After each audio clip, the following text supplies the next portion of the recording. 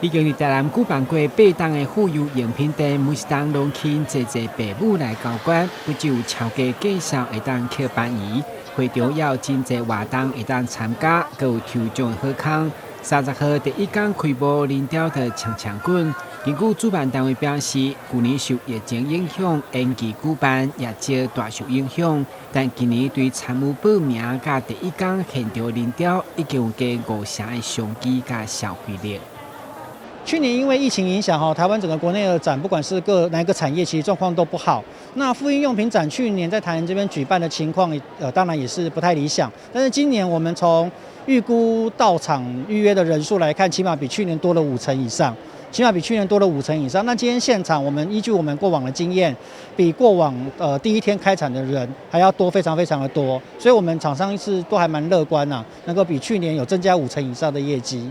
会场另外一个宠物用品展览的焦点，就是狗仔趣味闯关比赛。这宠物主人拢早着心爱狗仔，希望拼好成绩，场面相当温馨热烈。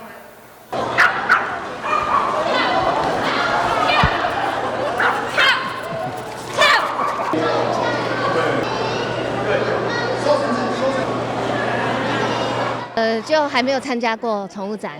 对，然后想说今天休假就带他来这样子，对，很有趣。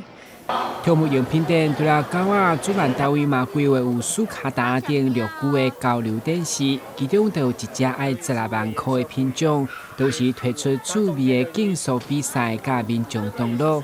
大家表示，饲6具不管是野生还是人工成功繁殖的，拢需要证书，市场嘛愈来愈多元化。每一种陆龟饲养方式都有差，像我们现在现场最多就是苏卡拉跟豹龟这种就是比较属于干养的。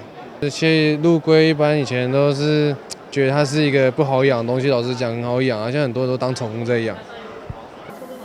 所有宠物用品店的活动，主办单位表示拢是免费报名，而且网络报名以后完成报到，也有机会抽国内上大饲料进口商所准备免费食1档饲料的抽奖。欢迎民众把时间到5月3号为止。